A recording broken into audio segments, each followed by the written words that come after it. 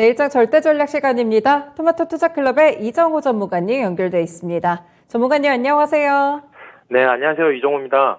네, 오늘장 조금 아쉽게 마무리가 됐는데 다음 주가 더 중요할 것 같습니다. 오늘장 한마디 어떻게 전해주시겠어요? 네, 잘 버틴 하루다라고 말씀을 해드리고 싶어요.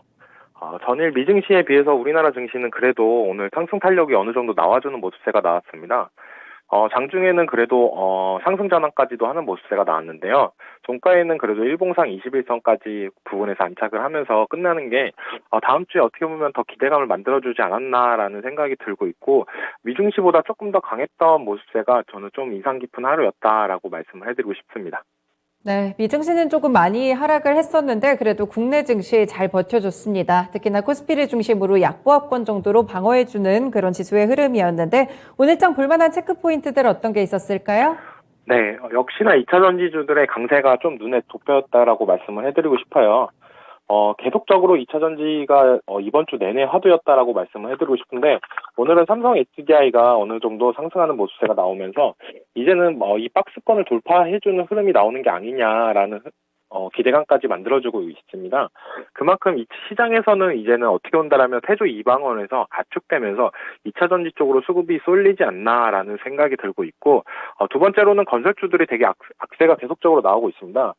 지금 PF 관련 사태, 레고랜드 사태가 계속적으로 나오면서 건설주, 대표적인 현대건설도 힘을 못 쓰면서 떨어지는 모습세가 나오는데요.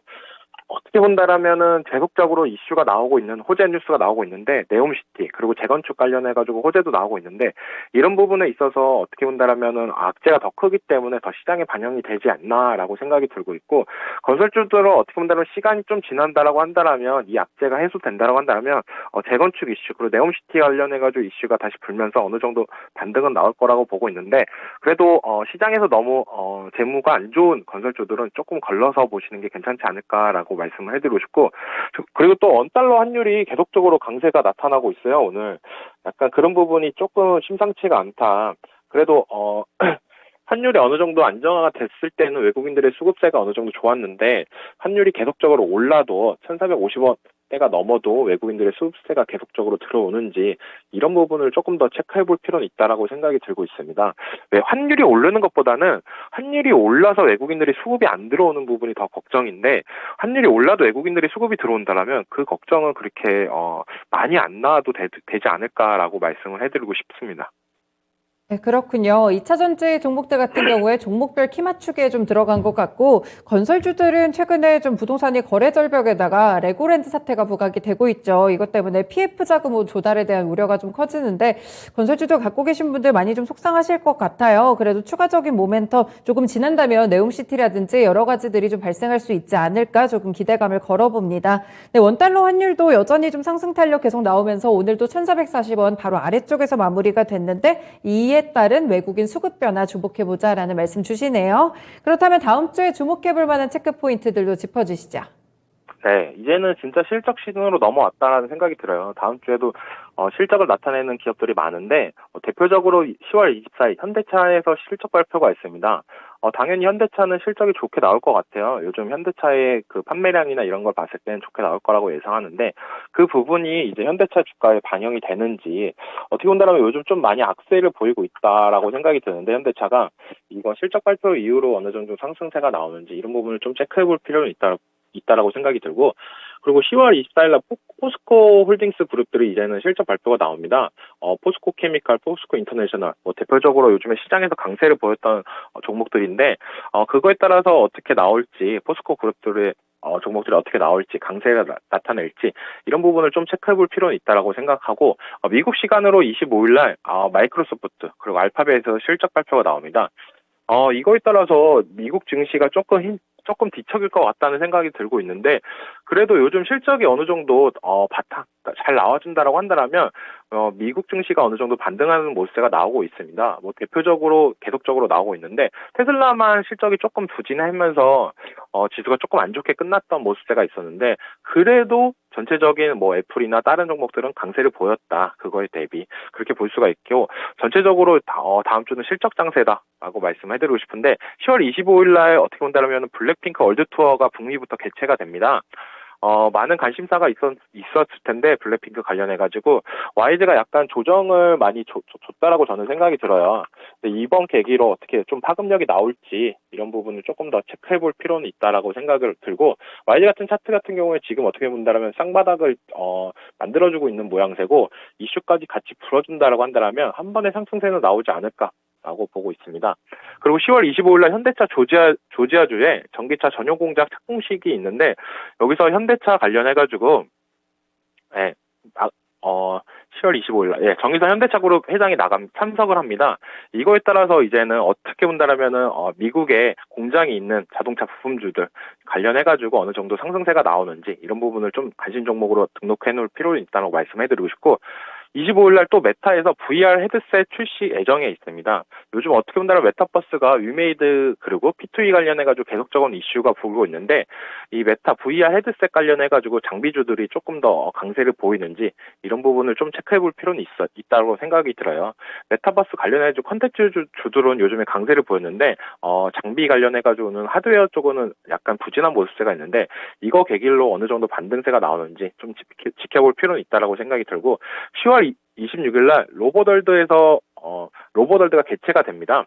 개최가 됐는데 지금 로봇주들이 약간 주춤하는 모습세가 있는데 이때 전시회 개최 관련해가지고 어느 정도 상승세가 나오는지 어느 정도 수주나 이런 이슈가 발생을 하는지 좀 체크해볼 필요는 있다고 생각이 들고 10월 26일 날에는 또 우리나라 대표 기업인 SK 하이닉스 그리고 LG 에너지 솔루션이 실적 발표합니다. 이거에 따라서 전체적으로 지수의 상승세나 아니면 하락세 이런 부분이 갈릴 수도 있다라고 저는 보고 있는데 제일 관심사는 LG 에너지 솔루션입니다. 실적 예상치는 어느 정도 좋게 나온다라고 보고 있는데 그것보다 더 상회를 했을 경우에 시장에서 2차전지의 대세 2차전지가 어떻게 본다면 강세를 확고히 박을 수 있지 않나라고 생각이 들고 있고 10월 26일 날 또 유메이드에서 실적 발표를 합니다.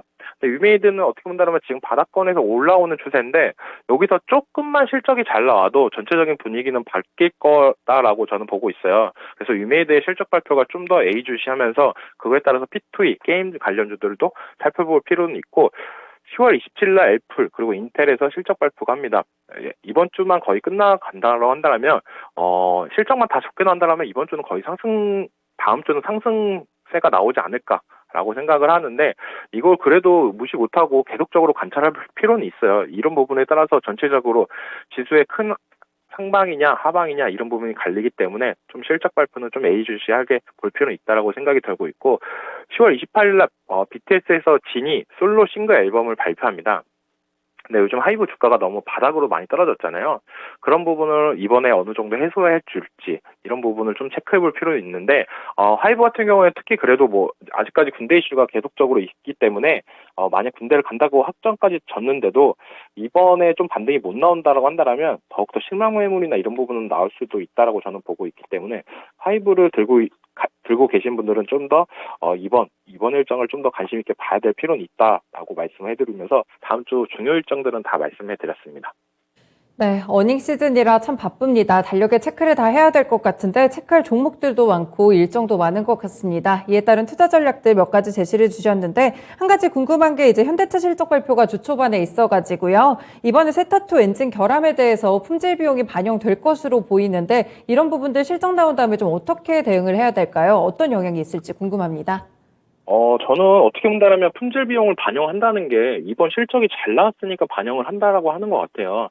이게 또 실적도 잘 못 나왔는데 반영을 한다라고 하면 주주들의 원성이나 이런 부분이 많을 텐데 실적이 예상보다 상회를 할 거라고 생각을 하니까 품질 비용을 이때 털어내자라고 생각을 해서 이번에 아마 하는 것 같습니다. 그래서 주주 입장에서는 어떻게 본다면 단기적으로는 악재로 볼 수 있지만 장기적으로는 호재로 가져갈 가능성이 높다라고 보고 있습니다.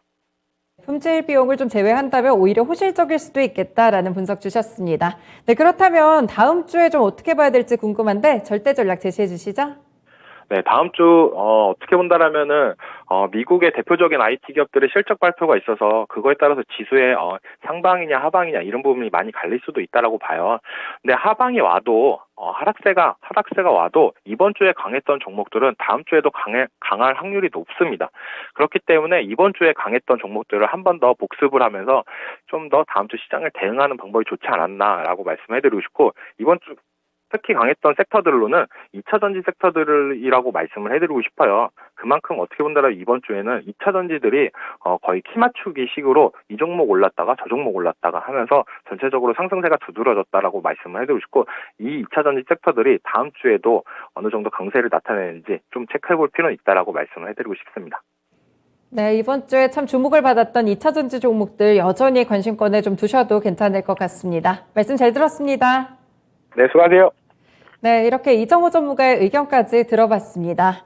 네, 이번 주는 이렇게 거래가 종료됐습니다. 상승이 나와도 상당히 좀 짧죠. 시장이 아쉬움을 남기는데, 그럼에도 외국인 수급이라든지 하방 경직성이 강해질 그런 요인들은 몇 가지 관측이 되고 있습니다. 다음 주에도 말씀드린 대로 중요한 실적 발표들이 미국 증시에서 또 국내 증시에서 상당히 많이 예정이 돼 있는데, 놓치지 마시고 종목별로 기회를 받을 수 있는 구간에 진입하거든요. 주말 중에 전략 고민해 보시고 다음 주에 또 힘내서 시장 대응해 보시면 좋을 것 같습니다.